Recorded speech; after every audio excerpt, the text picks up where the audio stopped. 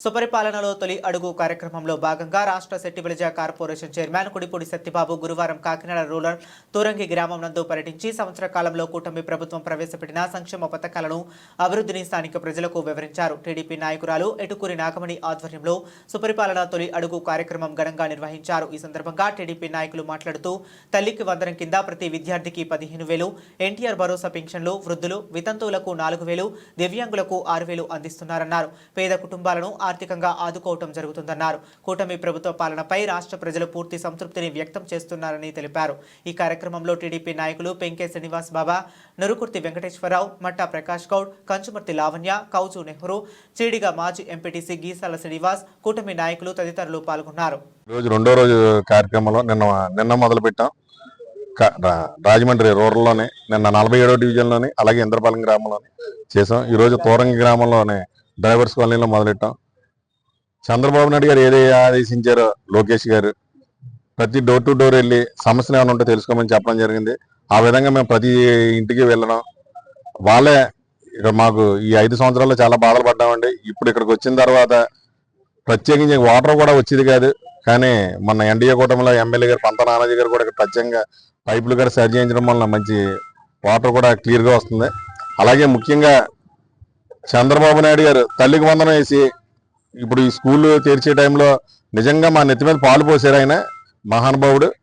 ఎందుకంటే 2 పిల్లలు ఉంటే 2 పిల్లలు, 3 పిల్లలు ఉంటే 3 పిల్లలకి తల్లికి వందనం వేసి మా పిల్లలందరూ కూడా ఈరోజు చదువుకోవడానికి వెళ్తుంటే నిజంగా మాకు చాలా ఆనందంగా ఉంది. గత ప్రభుత్వంలో 2 వేస్తాం, ఎంతమంది ఉంటే అంతమందికి వేస్తాం అని చెప్పి మోసం చేసి ఒకరికే వేసి అందరినీ కూడా ఇబ్బంది పెట్టాడు. అలాగే అన్ని రకాలుగా మద్యం రేట్లు పెంచి ఇంట్లో మగవాళ్ళందరినీ ఈ మద్యం వైపు బానిసం చేసి మొత్తం ఉన్న డబ్బంతా మద్యానికే సరిపోయింది. మాకు ఈ రోజు మా కష్టపడి వెళ్ళి వచ్చిన గెట్టుకుంటూ 100, 150 రూపాయల లోపల అదైతే మిగతా డబ్బులన్నీ కూడా ఇంట్లో ఇచ్చి మమ్మల్ని ఈరోజు కుటుంబాన్ని అందరం కూడా ఆదుకుంటున్న మా చంద్రబాబు నాయుడు గారికి, పవన్ కళ్యాణ్ గారికి ప్రత్యేక కృతజ్ఞతలు.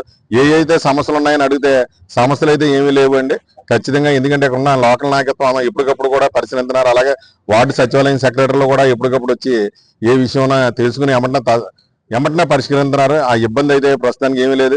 చంద్రబాబు నాయుడు గారు నిండు నూరేళ్లు ఉండే ఇంకో 20-25 సంవత్సరాలు ఆయన పాలన కొనసాగాలని చెప్పి మనస్ఫూర్తిగా మహిళలు ప్రత్యేకంగా కోరుకుంటున్నారు.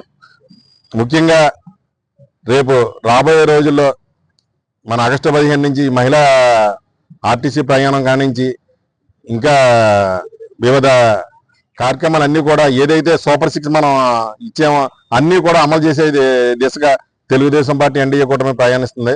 ముఖ్యంగా ఈ జగన్మోహన్ రెడ్డి 5 సంవత్సరాల పరిపాలనలో ముఖ్యమంత్రి ఉన్నప్పుడు ఏ రోజైనా జనాల్లోకి వచ్చాడా? కానీ మేము అధికారంలోకి వచ్చిన వెంటనే 1 సంవత్సరంలోనే మొత్తం అందరి దగ్గర కూడా జనాల్లో తిరుగుతున్నాం. అంటే చంద్రబాబు నాయుడు గారు మేము ఇచ్చిన హామీలు నెరవేర్చడం వల్లనే మేము ఈరోజు జనాల్లో తిరగలుగుతున్నాం. ఆయన హామీలు నెరవేర్చలేదు కాబట్టి 5 సంవత్సరాలు కూడా అతను కూడా పరకాలు చుట్టుకుని మొత్తం బయట తిరిగాడు. రైతులను ఇబ్బంది పెట్టాడు. 3 రాజధానులు అన్నాడు. కనీసం ఎక్కడా కూడా ఇటుక పెట్టలేదు. కానీ తెలుగుదేశం పార్టీ అధికారంలోకి వచ్చిన తర్వాత ఓ పోలవరం పక్క, అలాగే అమరావతి ఒక పక్క, ఎంతో ఇంపార్టెంట్ అయిన స్టీల్ ప్లాంట్ ఒక పక్క, అలాగే రైల్వే జోన్ ఒక పక్క, మొత్తం అన్ని కూడా సకాలంలో ఓ పక్కన అవి చేస్తూ అభివృద్ధి చేస్తూ ఓ పక్కన సంక్షేమం ప్రతి కూడా ఇచ్చిన మాటకు నెరవేరుస్తూ అందరినీ కూడా కలుపుకునే ప్రతిదీ కూడా P4 అనేది చాలా ఇంపార్టెంట్. ఎందుకంటే చాలా మంది చాలా దారుణమైన పరిస్థితుల్లో ఉన్నారు. కొంచెం చిన్న వాటిలో వాళ్ళందరినీ P4 పథకం పెట్టి వాళ్ళందరినీ కూడా ఆదుకునే పరిస్థితి చూస్తాం. ప్రతి కంపెనీలతో మాట్లాడి ఒక 500 మంది పిల్లల్ని 1000 మంది పిల్లల్ని కూడా ప్రత్యేకంగా ఈ P4 పథకంలో చదివిస్తూ వాళ్ళని ఆదుకోవడం అనేది చాలా గొప్ప విషయం. ఏ సీఎం కూడా మనం చూడలేదు. పెన్షన్ ఇవ్వడానికి ప్రత్యేకించి 1వ తారీఖు 2వ తారీఖు నాడు ఆయన ప్రత్యేకించి గ్రామాలు ఎక్కడైతే లోపలికి వెళ్ళలేని పరిస్థితులు ఉన్నాయో అలాంటి గ్రామాలను ఎన్నుకొని వాళ్ళ దగ్గరికి వెళ్ళి ఇంటికి వెళ్ళి వాళ్ళ కారులో ఎక్కించుకొని వాళ్ళకి ఏమైనా సమస్యలు ఉంటే తెలుసుకుని వాళ్ళ ఆర్థిక పరిస్థితిని తెలుసుకుని అన్ని రకాలుగా ఒక కుటుంబాన్ని నిలబెట్టడానికి ఒక సీఎం గారే ప్రత్యేకించి వస్తున్నారంటే ఇలాంటి సీఎంని మనం ఎప్పుడు చూడలేదు, చూడబోము. ఇలా నిజంగా చంద్రబాబు నాయుడు గారికి తెలుగుదేశం పార్టీ తరఫున మా ప్రత్యేక కృతజ్ఞతలు తెలుపుకున్నాం. అలాంటి పార్టీలో పనిచేస్తున్నది మేము నిజంగా గర్వపడుతున్నాం.